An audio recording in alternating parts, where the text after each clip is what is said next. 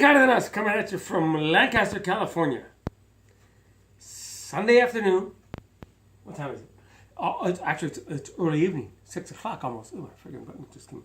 Anyway, football fans, soccer fans, USA fans. I'm watching MLS. I told you I'd come back and do a post about refereeing, especially because of what happened yesterday in AFL. All right. Firstly, I have all of my accoutrements. I have my referee jersey, my badge, a whistle, my spare whistle, right? I always keep my yellow caution card in my right pocket, the red card, send-off card in my left pocket, my book to put the info in for the game. Beautiful friend of mine. And my pen and everything. And 2 watches. You always have to have you should always have a spare watch. Put both times on. And let me tell you something. You should always have a watch that counts up. I know a lot of referees have watches that count down. They go 45 minutes, boom, and it counts down. Well, you know what?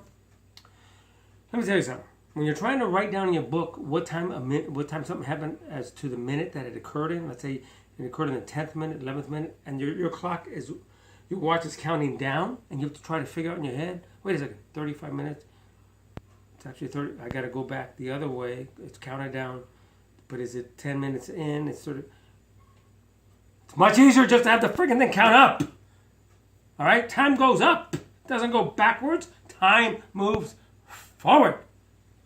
Anyway, all right, so yesterday, in the AFL, we had a game. I'm not going to say names, team name. We had a game where it's a COVID division, remember? AFL, COVID league.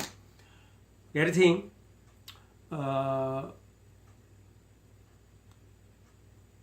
that, not a team, excuse me. We had 2 players, excuse me. 2 female players, lady players. By the these guys move over. 2 lady players. They got a little physical with each other. One ended up shoving another one. Slight pause for that announcement. Bodied her off, whatnot. Anyway, one lady decided she was upset and pushed or possibly punched the other lady. So the lady responded by throwing her elbow. And then the other one, the first woman, threw a punch. Thankfully, it missed.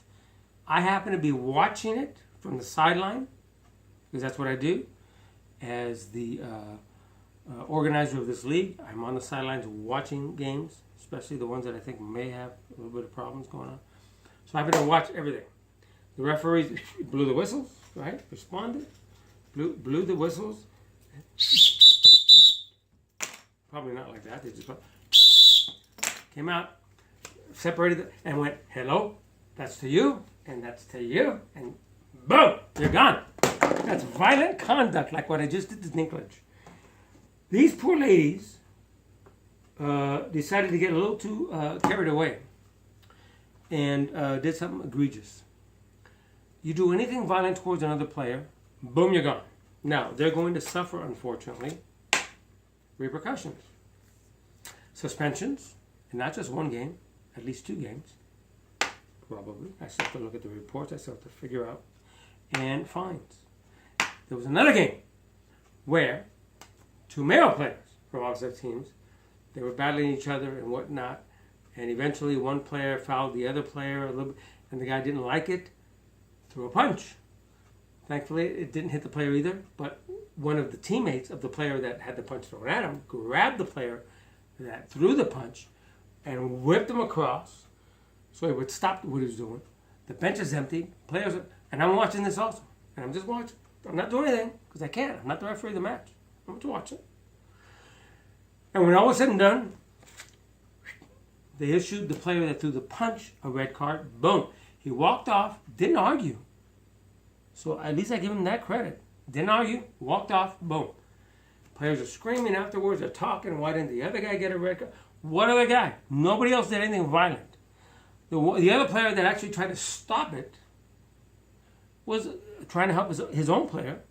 He didn't do anything badly, so I credit him on that. Some of the other players were unfortunate that came out and then jumped on each other. They could have been shown this. In fact, all the players at MD could have been shown. Nobody would have a team next week. These are the things I had to deal with as the head of our association. It's not easy. What I will say is this, in both cases, because I've been watching the games, I will give this advice to all referees. Try to manage what you do as far as officiating during the match. Because chances are that if you handle things earlier in the match via warnings first, and this, before you do this, you may prevent from something happening that leads to this. Things that lead to this are usually the cause of something that escalates. So try to prevent that early. If something really requires you issuing a caution to players, letting them know, hey, knock it off, stop it, it ain't going to happen, that's it. Better to do that than to get it to the point where players get physical, start doing things that they will regret later. And it's unfortunate.